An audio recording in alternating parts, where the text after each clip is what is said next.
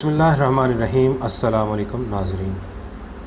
हज़रत मालिक बिन दिनार का बच्चे के साथ मुकालमा, हर्स व लालच की दुनिया में अमाल की तबाही।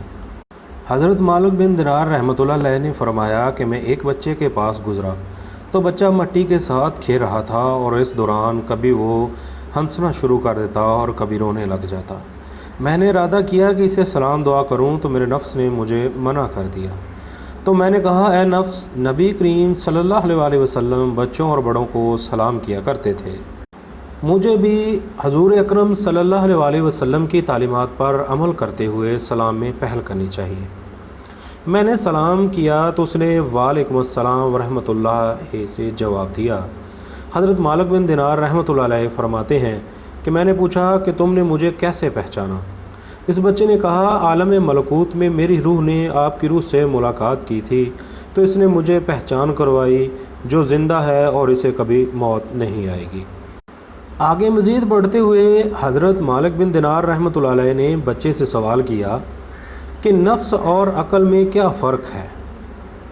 बच्चे ने जवाब दिया, नफ्स वो है जिसने आपको सलाम करने से मना किया था और अक़ल वो है जिसने आपको सलाम करने पर रज़ामंद किया।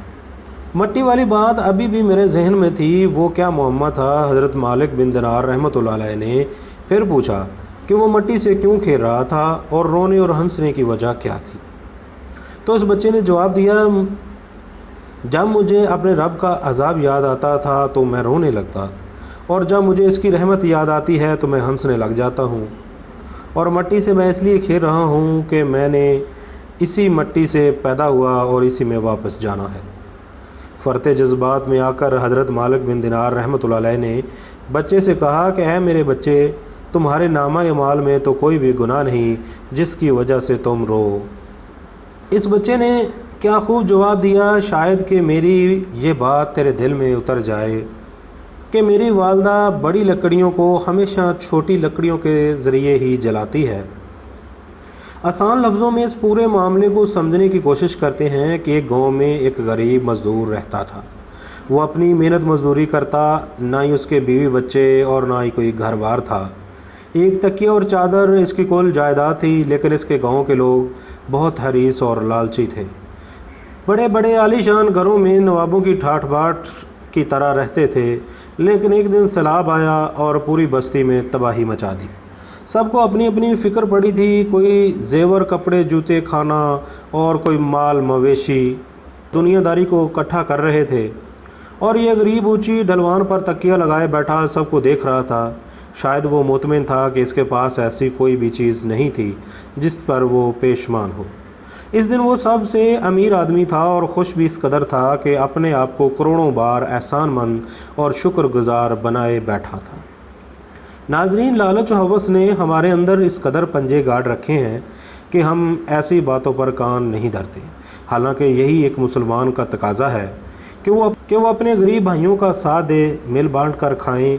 ये कोठियाँ, प्लाजे, ये कारोबार इसी तरह दुनिया में ही रह जाएंगे। साथ अगर जाना है तो आपके नेक अमाल हैं जो आपने दुनिया में इकट्ठे किए हैं। हम अपने से कमज़ोरों की मदद करके, छोटों से प्यार, बड़ों का अदब, मज़लूमों का साथ देकर, मज़दूरों मेहनत कशों का एहसास करके, दुखी और लाचारों की मदद करके हम अमाल कमा सकते हैं। सदका देने से माल बढ़ता है, ना कि कम होता है। हजूर अकरम सल्लल्लाहु अलैहि वसल्लम ने फरमाया कि सदका करो, अगर सदका करने से आपका माल कम हुआ तो क़यामत के दिन मुझसे ले लेना। इससे बढ़कर और क्या बात हो सकती है। आइए हजूर अकरम सल्लल्लाहु अलैहि वसल्लम की उम्मत बनिए और आप सल्लल्लाहु अलैहि वसल्लम की तालीमात की पैरवी करने की कोशिश करें, ताकि हम दुनिया में भी और साथ आखिरत में भी सुरखरू हो सकें। एक दिन मुअय्यन है, इस मिट्टी के ढेर के नीचे जाना है, फिर वापस नहीं आना। ऐ बंदा आदम, सोच फिर किसने काम आना है। यही वो नेक अमाल हैं तो हमें दीन और दुनिया और आखिरत में हमारी बख्शिश और भलाई का सबब बनेंगे।